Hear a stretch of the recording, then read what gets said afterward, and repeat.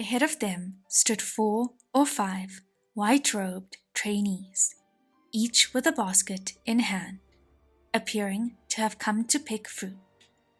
However, they weren't encircling any fruit trees, but rather a person.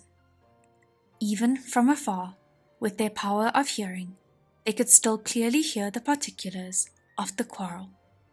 One of the young men said, "No wonder there seemed to be less fruit in the woods lately. So it was someone who's been squatting around and stealing." A soft voice replied, "The fruit grown on Mount Tesang can be picked by anyone who's a disciple at the pavilion. So how is it stealing? Besides, there's hundreds and thousands of fruit trees here. There's no way that there'd be less fruit by my power alone." This voice belonged to Mu Ching, and from the sleeve corner that could be seen through that crowd, it looked like he had already taken off the black ghost costume and changed back to the usual plain training outfit. The trainee humphed. Of course, if it was only you picking for yourself, the fruit wouldn't be noticeably less. But you don't just pick for yourself, do you?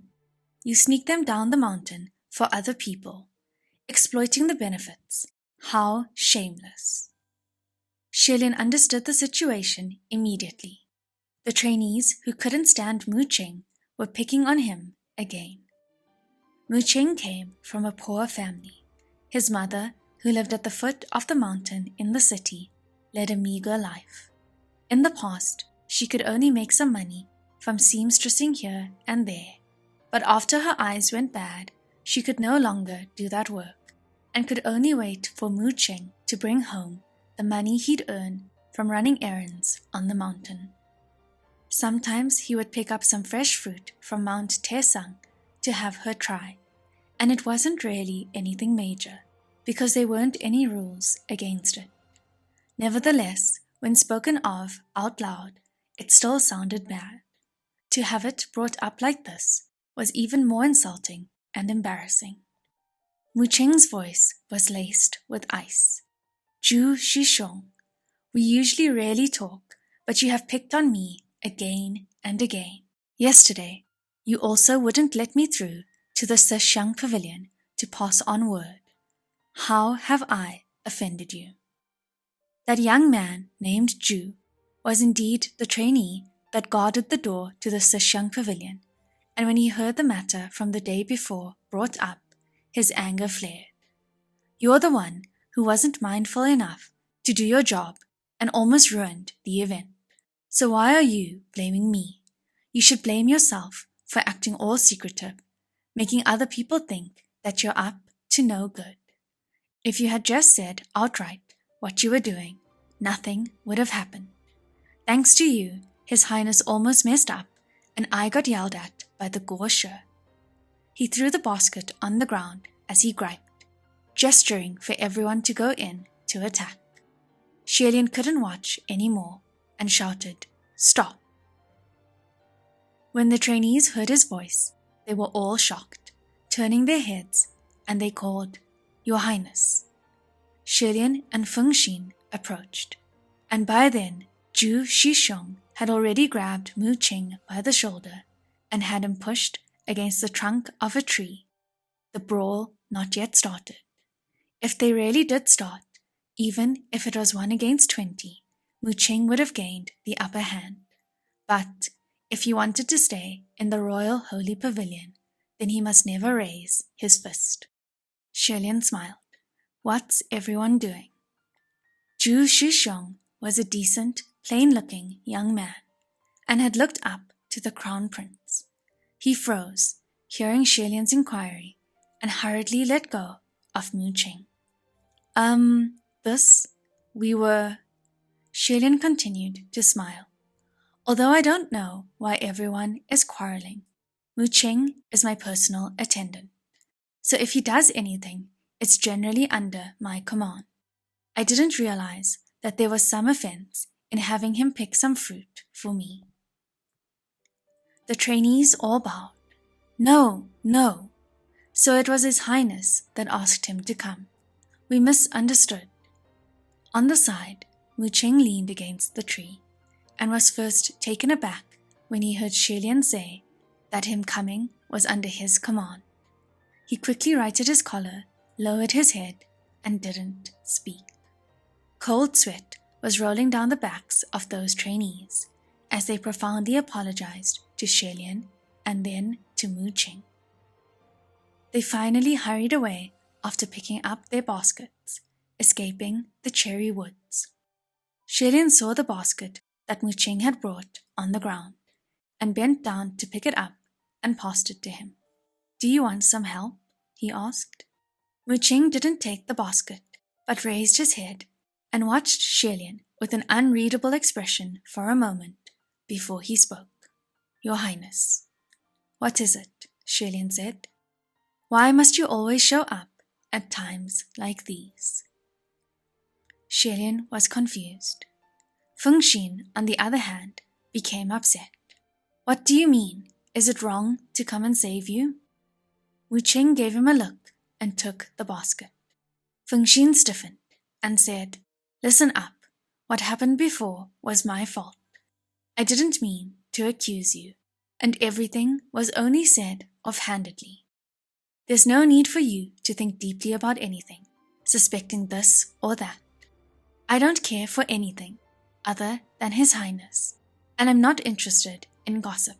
That's all I have to say, so stop being so moody." Lian let out a snort of laughter. At first he thought that Fengxin's words were too aggressive, but toward the end it was strangely funny. Ching glared at Fengxin, and Lian waved his hand. All right. Everything Fengxin said is true. Let's just forget that anything happened. Nothing's happened." A moment later, Ching said begrudgingly, "I'll look for that red coral pearl again later. Maybe it was dropped on the street." It wouldn't be good for Lian to look too much like he didn't care, so he replied, "All right, only if you have the time.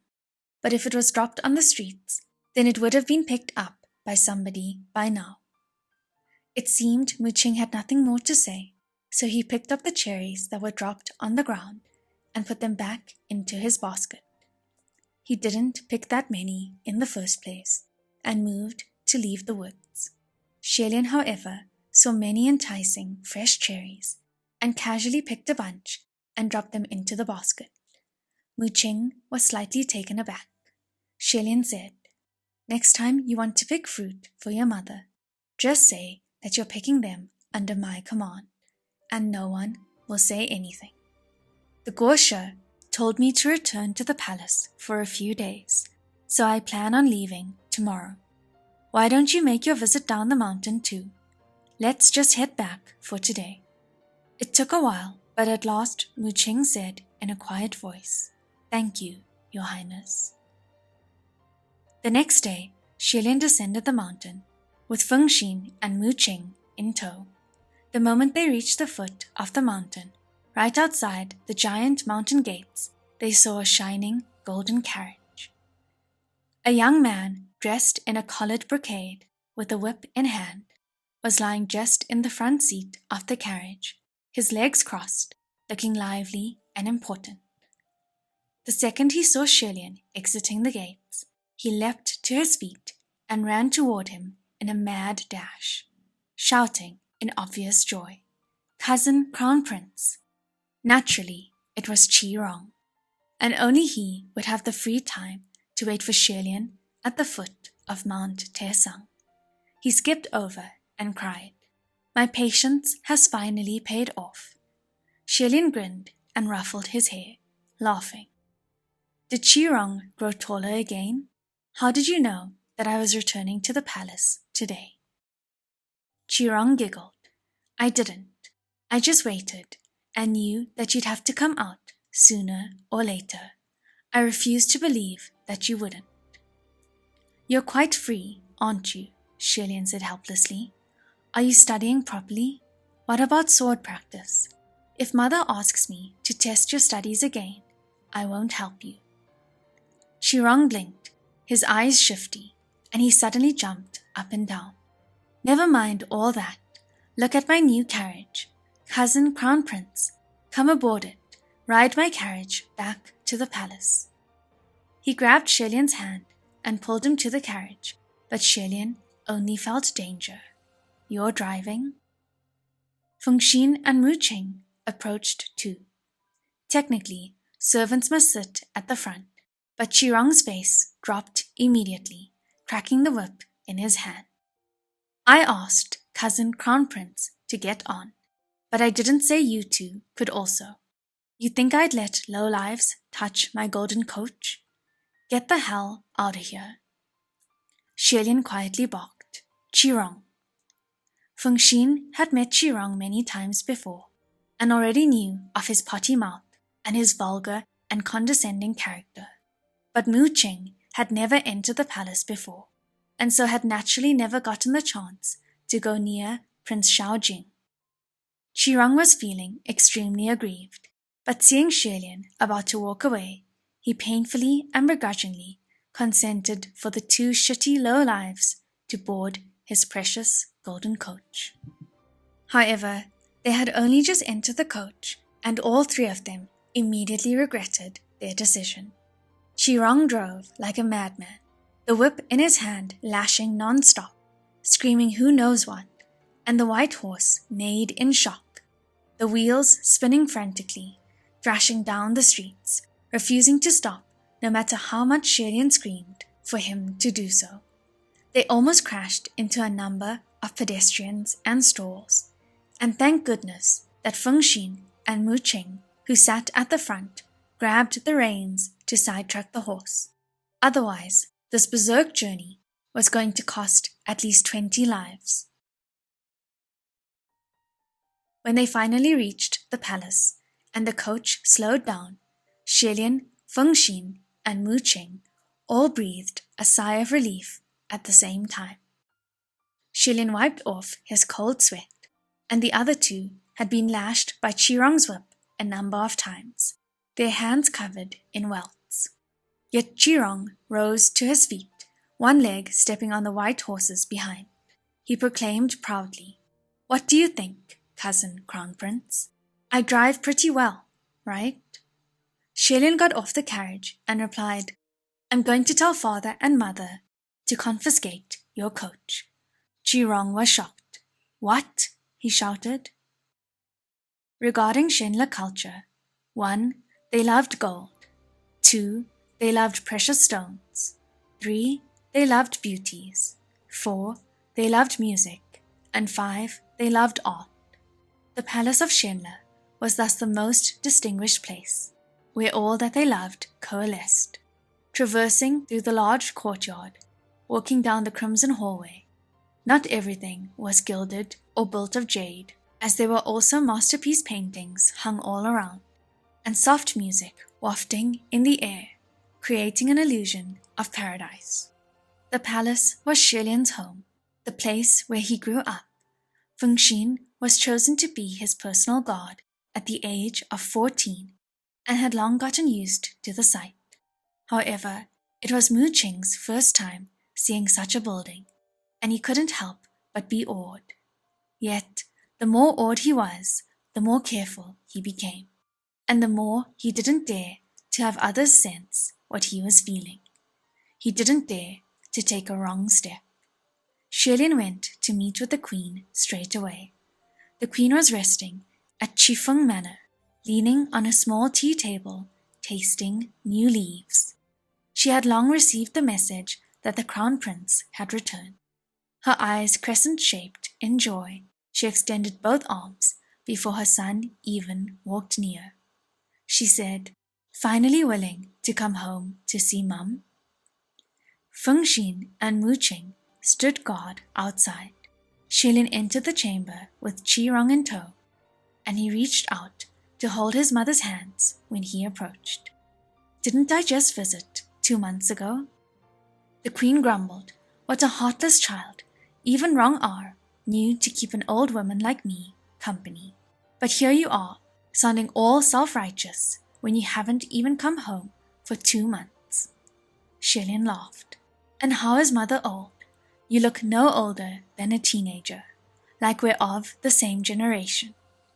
The Queen was jubilant, hearing those words of praise, even if she had a son as old as Shillian. Because of her status and wealth, she was very well maintained and still looked the part of a noble beauty. Still, the word that left her lips was light admonishment. Flatterer. Shillian glanced at the small tea table, and there was a jaded cup, its contents emitting a strange fragrance. He asked curiously, "What's this?" and picked it up. But the Queen warned, "Don't drink it. You can't drink that."